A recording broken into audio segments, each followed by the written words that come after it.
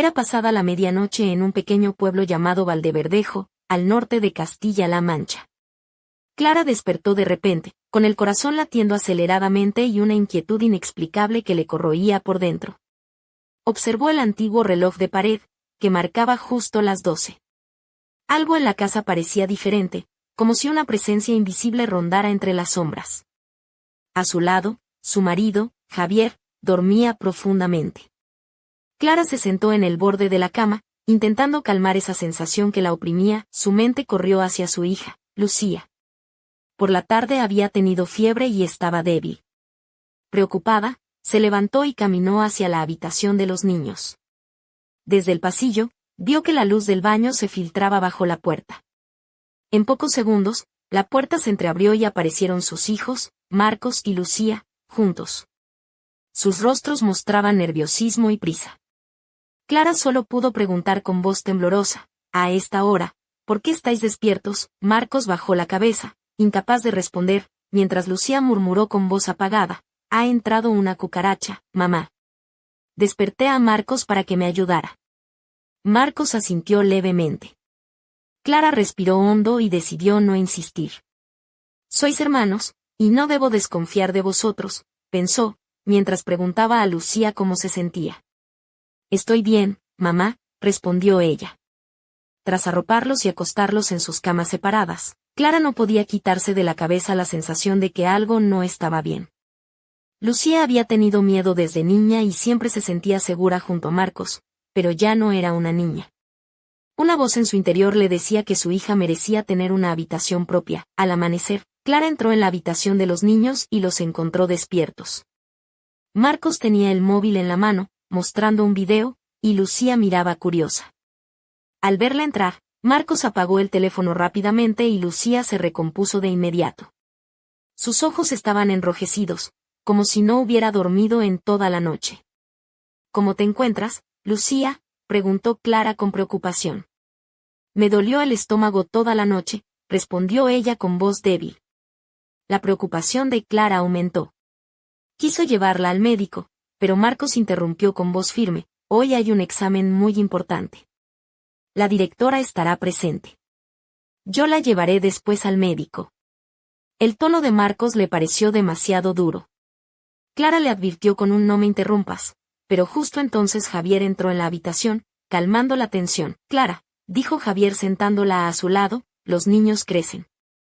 Si siempre los regañas, se rebelan. Sé un poco más suave». Sus palabras dolieron, pero Clara entendió que discutir no ayudaría. Preparó el desayuno y envió a los niños al colegio. Últimamente llegaban tarde a casa.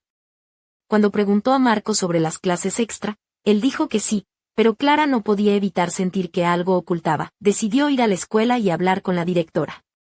Allí le informaron que no había clases extra. Esa confirmación anudó más fuerte la sospecha en su pecho. Clara sabía que debía hablar seriamente con sus hijos. Mientras caminaba de regreso a casa, se preguntó si estaría exagerando o malinterpretando la situación, pero la imagen de aquella noche no la dejaba en paz. Al llegar, se sinceró con la mujer que llevaba años ayudándoles en casa, Carmen. «Los adolescentes a veces se comportan raro, no te preocupes», le dijo con calma. «Dales tiempo, pasará». Las palabras parecían razonables, pero la inquietud de Clara no desapareció. Cuando los niños volvieron, sus rostros mostraban la misma ansiedad. «¿Por qué llegáis tarde otra vez?», preguntó Clara, recibiendo la misma excusa de siempre. Podría haberlos confrontado, pero decidió seguir un plan que Carmen le sugirió: seguirlos discretamente y descubrir la verdad por sí misma. Esa noche pidió a Lucía que durmiera con ella. La expresión en los ojos de la chica cambió, como si hubiera hecho una propuesta inapropiada. «No, dormiré con Marcos», dijo con firmeza. No era solo terquedad infantil, sino una resistencia extraña que Clara no comprendía. Más tarde, encontró a Lucía sola y se sentó junto a ella. «Cariño, ya eres mayor. Deberías tener tu propia habitación. Puedes quedarte conmigo esta noche o prepararemos una en el piso de arriba». Intentó hablar con delicadeza, pero la chica frunció el ceño y replicó con dureza: «Nunca dormiré sola. Si me obligas, se lo contaré a papá». Clara se quedó paralizada. Esa actitud no era la habitual de Lucía. Parecía repetir palabras que alguien le había susurrado al oído. Cuando intentó comentarle a Javier, él la desestimó diciendo, «Estás exagerando». Y se sumergió en el periódico. La soledad y la preocupación se apoderaron de Clara. Entonces vio a Lucía subir corriendo las escaleras con una mirada extraña, casi alegre. Sigilosamente la siguió hasta la azotea, donde había una habitación cerrada con llave, normalmente inaccesible y limpia, separada del resto de la casa.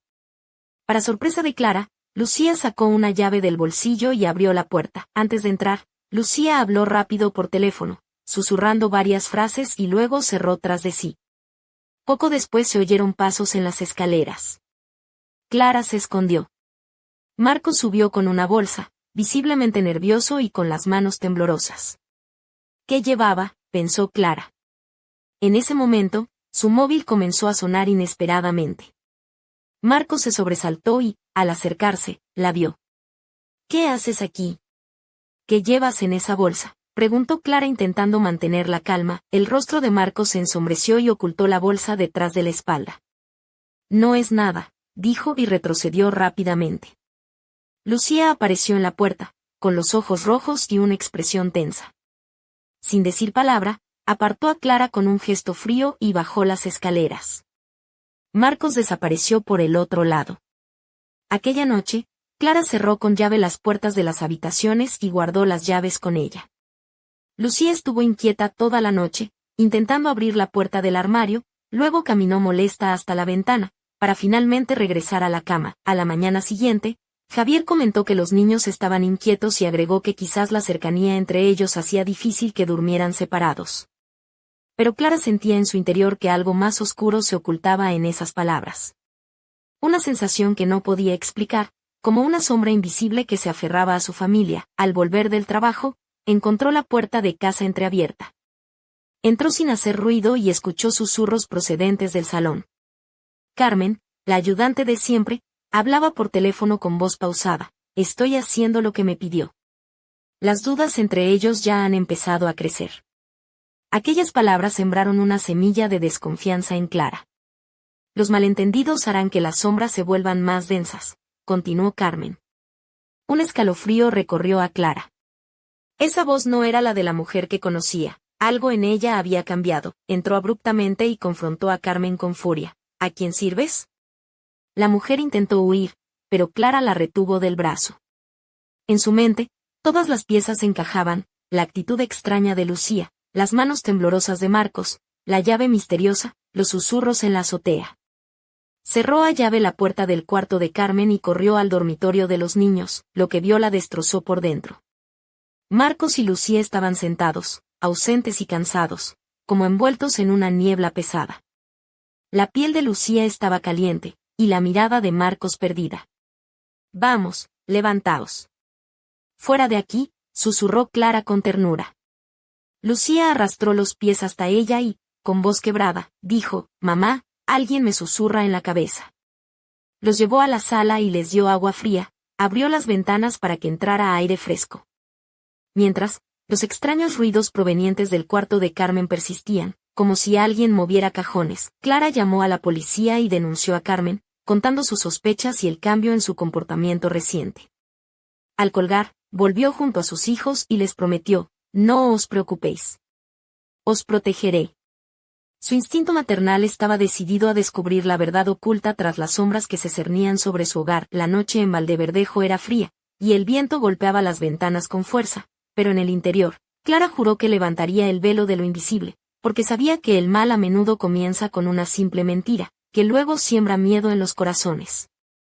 Si no actuaba ahora, podría ser demasiado tarde. Los primeros rayos de sol se colaban entre las cortinas de lino blanco que Clara había comprado para renovar el dormitorio de los niños. La casa, situada en una calle estrecha de Valdeverdejo, parecía despertar lentamente, pero dentro de ella, la tensión se palpaba aún en el aire. Después de la llamada a la policía, todo parecía haberse congelado por un instante, como si el tiempo se hubiera detenido para observar qué camino tomaría aquella familia desgarrada por la incertidumbre. Carmen, la mujer que había sido durante años parte de la familia, ahora estaba tras las rejas, acusada de manipulación y otros actos que todavía no se podían revelar por completo. Aquel rostro amable y dulce que había cuidado a Lucía y Marcos con tanta dedicación se había convertido en una máscara que ocultaba una oscura verdad. Clara se sentía traicionada, pero también más decidida que nunca a proteger a sus hijos. Marcos y Lucía permanecían en la sala, sentados en el sofá de terciopelo azul, con las manos entrelazadas, como buscando apoyo mutuo. Sus ojos, aunque cansados, reflejaban aún la inocencia que nadie debería arrebatarles. Clara los llamó suavemente. «Venid aquí, quiero que sepáis que ahora estáis a salvo». Los abrazó con fuerza, sintiendo como sus cuerpos temblaban, no solo por el frío de la mañana, sino por el peso invisible que cargaban. La casa estaba en silencio, salvo por el tic-tac del viejo reloj de pared, que parecía marcar no solo las horas, sino también el pulso de aquella historia que apenas comenzaba a desenredarse. Clara decidió que era el momento de actuar con firmeza y, sobre todo, con inteligencia.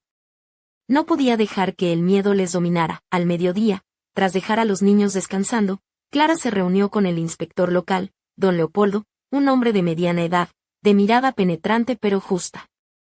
«Señora Martínez», dijo mientras le entregaba un dossier, «hemos encontrado algunas pruebas vinculadas a Carmen. Pero esto es solo la punta del iceberg. Hay personas detrás de ella, y no son de este pueblo». Clara frunció el ceño. Una mezcla de miedo y determinación cruzó su rostro. «¿Quiénes? ¿Por qué querrían hacer daño a mis hijos?», preguntó con voz firme. Don Leopoldo suspiró y replicó: «Es difícil de decir, pero parece que estamos ante algo más grande, quizás una red que utiliza a gente como Carmen para sus fines oscuros. Lo importante ahora es proteger a su familia y reunir más pruebas». Clara asintió, sabiendo que el camino sería largo y peligroso. Esa noche, mientras Javier preparaba la cena en la cocina de azulejos blancos, Clara decidió acercarse a la habitación de Lucía. La encontró sentada en el borde de la cama, envuelta en una bata de seda color carmesí, que dejaba entrever sus hombros y la fina línea de su cuello.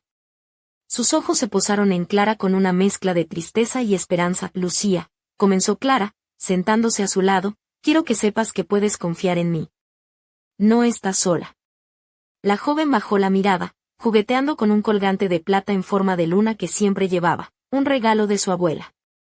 «A veces siento que hay algo dentro de mí que no puedo controlar», susurró, su voz temblando ligeramente. «Pero cuando estoy contigo, mamá, el miedo desaparece». Clara sonrió con ternura y le acarició el cabello oscuro y ondulado, que caía sobre sus hombros como una cascada de noche estrellada. «Pronto todo esto quedará atrás, mi niña. Y tendrás tu propio espacio, un lugar solo para ti, sin sombras ni susurros». Lucía levantó la cabeza y por un instante su mirada brilló con una luz diferente, una chispa de resistencia que a Clara le recordó a la fuerza interior que todos poseemos. Al día siguiente, Clara decidió visitar la iglesia del pueblo para buscar consuelo y guía. El aire estaba impregnado de olor a incienso y madera vieja.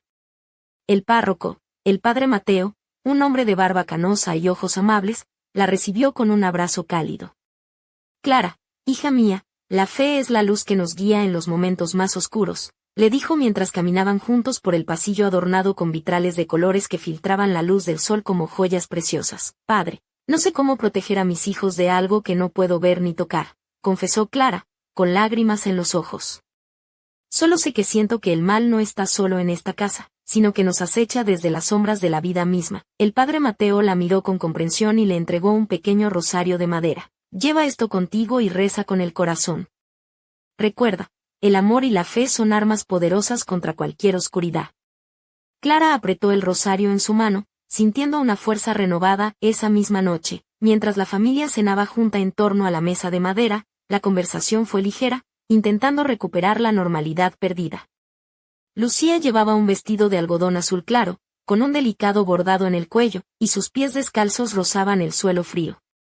Marcos, con una camiseta de rayas y pantalones vaqueros, contaba historias divertidas de sus compañeros de clase, haciendo reír incluso a Javier, que hasta entonces había estado distante.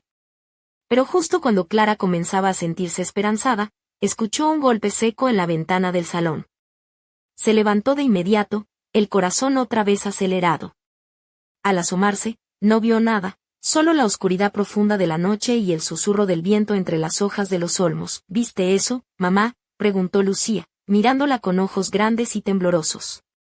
Clara asintió y, con voz firme, dijo, no estás sola, y juntos enfrentaremos lo que venga. Sin embargo, en el fondo de su ser, una pregunta persistía, más inquietante que nunca. ¿Quién o qué estaba realmente acechando a su familia?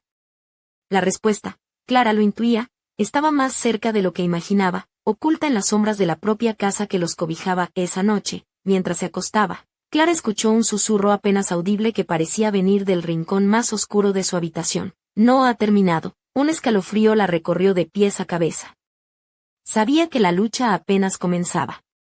Y que el verdadero enemigo aún permanecía oculto, esperando su momento para atacar. La oscuridad de Valdeverdejo se espesaba, y con ella, la promesa de un misterio que Clara estaba decidida a desentrañar, cueste lo que cueste.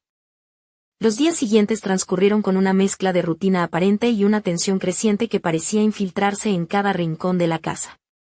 Clara intentaba mantener la normalidad para sus hijos, pero cada gesto, cada mirada, parecía estar cargada de un significado oculto que solo ella podía percibir.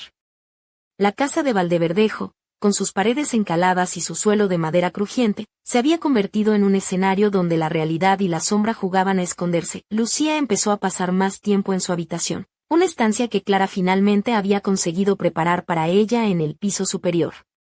La joven parecía encontrar cierto consuelo en aquel refugio, aunque a veces su expresión se oscurecía al mirar por la ventana hacia el jardín, como si buscara algo que solo ella podía ver. Aquella tarde, Lucía llevaba un vestido de lino blanco, sencillo pero elegante, que contrastaba con sus cabellos oscuros y su piel ligeramente bronceada por el sol de la mañana. Sus pies descalzos rozaban el suelo frío mientras garabateaba en un cuaderno de dibujo que siempre llevaba consigo. Marcos, por su parte, había comenzado a estudiar con más empeño, intentando recuperar el tiempo perdido. Su habitación, situada justo al lado de la de su hermana, estaba decorada con pósters de futbolistas y un pequeño escritorio cubierto de libros y cuadernos.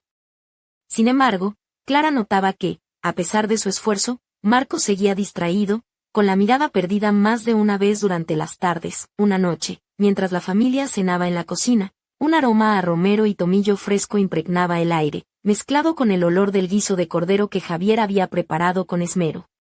Clara observaba a sus hijos con una mezcla de amor y preocupación, intentando leer en sus rostros cualquier señal de que la oscuridad que los había acechado comenzaba a disiparse. Lucía llevaba un collar de plata con una pequeña cruz que le había regalado su abuela, y sus labios se curvaban en una sonrisa tímida mientras contaba una anécdota de la escuela. Marcos, vestido con una camisa de cuadros y jeans gastados, se unió a la conversación con un chiste sobre un profesor despistado, haciendo reír a todos, pero justo cuando la atmósfera parecía más cálida, un fuerte golpe resonó en la puerta principal, haciendo que todos se sobresaltaran. Javier se levantó rápidamente para abrir, encontrándose con un sobre sin remitente.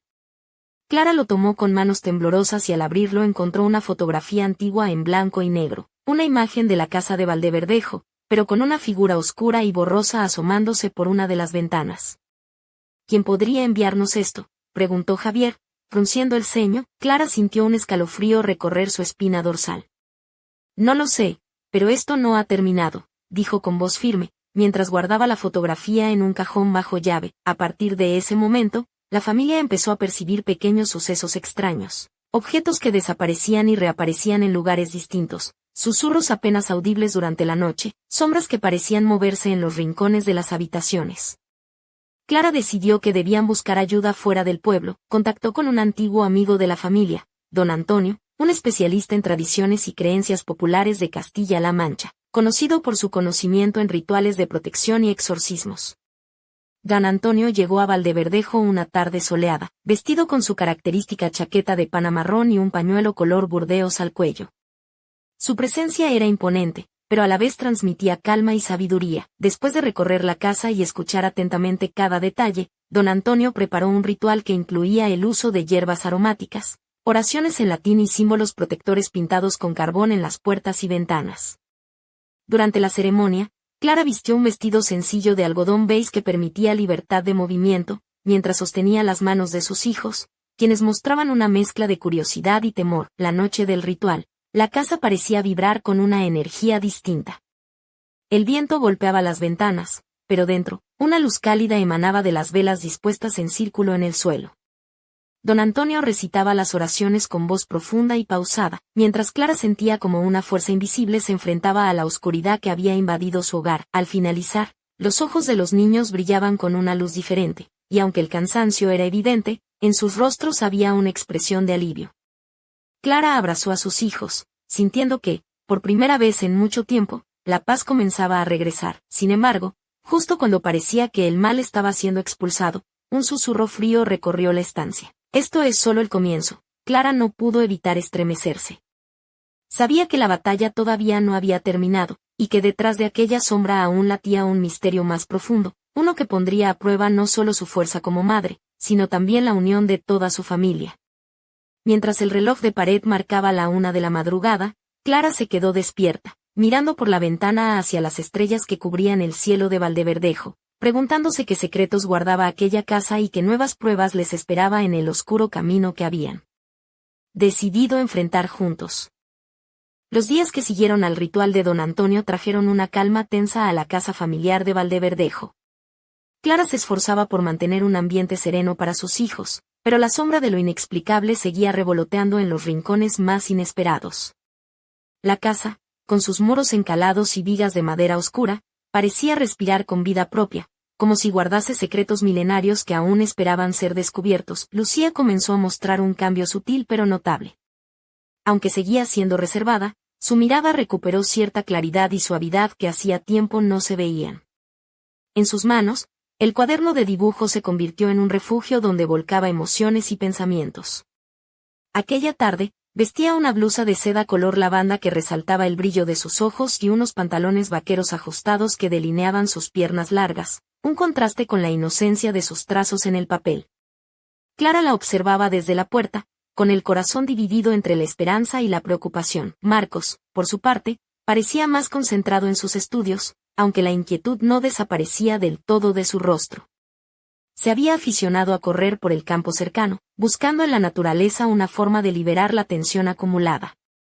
Su camiseta blanca, ligeramente arrugada, y los pantalones cortos de deporte mostraban la energía contenida que necesitaba escapar. Una tarde, mientras Clara preparaba la cena en la cocina, una habitación que siempre olía a pan recién horneado y hierbas aromáticas, escuchó un ruido proveniente del sótano. La casa tenía un sótano antiguo, con paredes de piedra y una puerta de madera maciza que chirriaba al abrirse. Javier bajó con una linterna para investigar, seguido de Clara, cuyo instinto maternal le impedía quedarse atrás. Al llegar, encontraron un extraño símbolo pintado en la pared, hecho con carbón y rodeado de pequeñas velas consumidas. Nadie sabía cómo había llegado allí. Clara sintió un escalofrío y recordó las palabras susurradas aquella noche. Esto es solo el comienzo. Decidieron no contar a los niños, para no alarmarlos, pero la inquietud crecía. Esa misma noche, Lucía soñó con una figura oscura que la llamaba desde el bosque cercano, mientras una voz suave le prometía secretos y poder. Al despertar, sus ojos estaban llenos de lágrimas y un miedo que no quería compartir. Clara la tomó en brazos, tratando de transmitirle paz. No estás sola, cariño. Estamos aquí contigo, susurró, acariciando sus rizos negros que caían desordenados sobre la almohada. Al día siguiente, Clara contactó nuevamente a don Antonio, quien recomendó reforzar las medidas de protección con amuletos tradicionales y bendiciones diarias. Además, sugirió que la familia pasara más tiempo unida, fortaleciendo los lazos que el mal intentaba romper. Así, comenzaron a organizar paseos por el campo, cenas compartidas sin distracciones y momentos de conversación sincera. Durante uno de esos paseos, Lucía llevaba un vestido de lino color crema, su cabello recogido en una coleta alta que dejaba al descubierto su cuello fino y elegante. Marcos corría adelante, riendo y lanzando hojas secas al viento, mientras Clara y Javier caminaban detrás, tomados de la mano, pero, a pesar de estos esfuerzos, la presencia invisible seguía manifestándose. Una noche, Clara escuchó susurros provenientes de la habitación de Lucía. Al entrar, la encontró despierta, con los ojos fijos en un rincón oscuro. ¿Qué ves, hija?, preguntó con voz suave. Lucía señaló hacia la esquina y dijo con voz temblorosa, es una sombra, mamá. Pero no me hace daño, solo me observa. Clara sintió una punzada en el corazón. Sabía que su hija estaba atrapada entre dos mundos, y que para salvarla, debía enfrentarse a aquello que acechaba en las sombras. Decidió entonces buscar respuestas en los archivos históricos del pueblo. En la biblioteca municipal, entre libros polvorientos y documentos antiguos, encontró relatos sobre una familia que había vivido en su casa siglos atrás, marcada por tragedias y secretos oscuros. Descubrió que la vivienda había sido escenario de conflictos y misterios que nunca llegaron a resolverse. Clara salió de la biblioteca con una mezcla de miedo y determinación. Comprendió que para proteger a sus hijos, debía desenterrar el pasado oculto de aquella casa y enfrentar las fuerzas que aún no descansaban. Al caer la noche, mientras la luna iluminaba tenuemente las calles empedradas de Valdeverdejo, Clara se preparó para una nueva batalla, consciente de que la oscuridad que rodeaba a su familia era más profunda y peligrosa de lo que jamás imaginó, y en el silencio de la madrugada, un susurro antiguo resonó en su mente: la verdad está en las sombras del pasado. La historia de Clara y sus hijos estaba lejos de terminar, y la próxima batalla prometía desvelar secretos que pondrían a prueba no solo su coraje, sino también la fuerza del amor que los unía.